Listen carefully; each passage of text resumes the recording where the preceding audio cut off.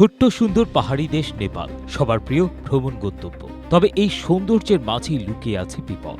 আর এসব বিপদ প্রাকৃতিক দুর্যোগ হিসেবে এখানে বারবার আঘাত এনেছে, কেড়ে নিয়েছে সম্পদ, কেড়ে নিয়েছে জীবন। নেপালের ভঙ্গুর হিমালয়ের ভূতাত্ত্বিক গঠন, খারাপ ভূপ্রকৃতি এবং সক্রিয় মৌসুমী বায়ুর কারণে দেশটির প্রাকৃতিক দুর্যোগের ঝুঁকি অনেক বেশি।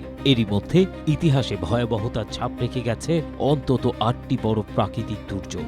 নেপালে ঘটে যাওয়া এই ৮টি বড় প্রাকৃতিক দুর্যোগের কথা জানাবো আজকের এই প্রতিবেদনে। ঐতিহাসিকভাবে নথিবদ্ধ প্রাচীনতম শক্তিশালী ভূমিকম্পগুলোর একটি ১৫০৫ সালের লো মুস্তাং ভূমিকম্প।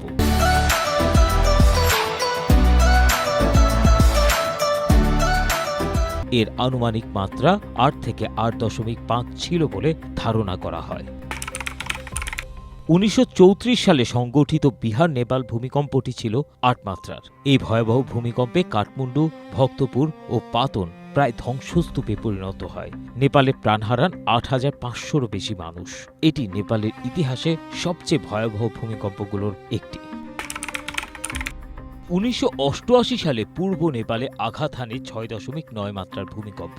এতে ৭২১ জনের মৃত্যু হয়। ভূমিকম্পটি দেশটির পূর্বাঞ্চলে ব্যাপক ক্ষয়ক্ষতি ঘটায়।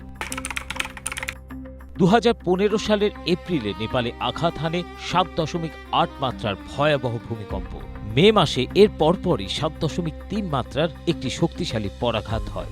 ২ দফা ভূমিকম্পে প্রায় ৮৯০০ মানুষ নিহত হন। ভূমিকম্পে নেপালের বহু ঐতিহাসিক স্থাপনা ব্যাপকভাবে ক্ষতিগ্রস্ত হয়। এছাড়া এভারেস্টে ভয়াবহ তুষারধসের ঘটনাও ঘটে। ১৯৯৩ সালে বর্ষা মৌসুমে অতিবৃষ্টির কারণে মেঘভাঙা বৃষ্টি হয়। এর ফলে ভয়াবহ ভূমিধস ও বন্যা দেখা দেয় মধ্য নেপালের বিভিন্ন জায়গায়। এতে প্রায় ১৫০০ মানুষ প্রাণ হারান। মারাত্মক ক্ষতিগ্রস্ত হয় কুলেখালী জলবিদ্যুৎ কেন্দ্র। ২০০৮ সালে পূর্ব নেপালে কোশি নদীর বাঁধ ভেঙে যায়। এরপর নদীটি তার গতিপথ পরিবর্তন করে। এতে কয়েক হাজার মানুষ বাস্তুচ্যুত হন এবং ভয়াবহ মানবিক সংকট তৈরি হয়। ২০২১ সালের বর্ষা মৌসুমে আকস্মিক ও ভয়াবহ পানির স্রোতের সঙ্গে ধ্বংসাবশেষ নেমে আসে মেলামচি শহরে। এতে শহরটির অবকাঠামোর ব্যাপক ক্ষতি হয়।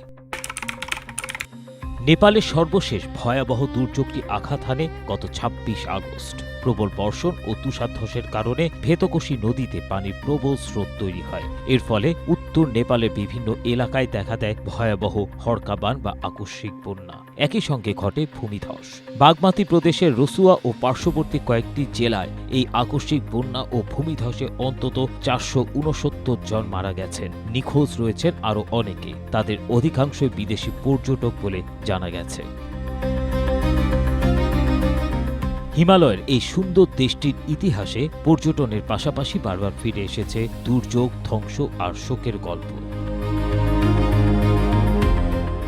ABM Asaduzzaman, Asia post.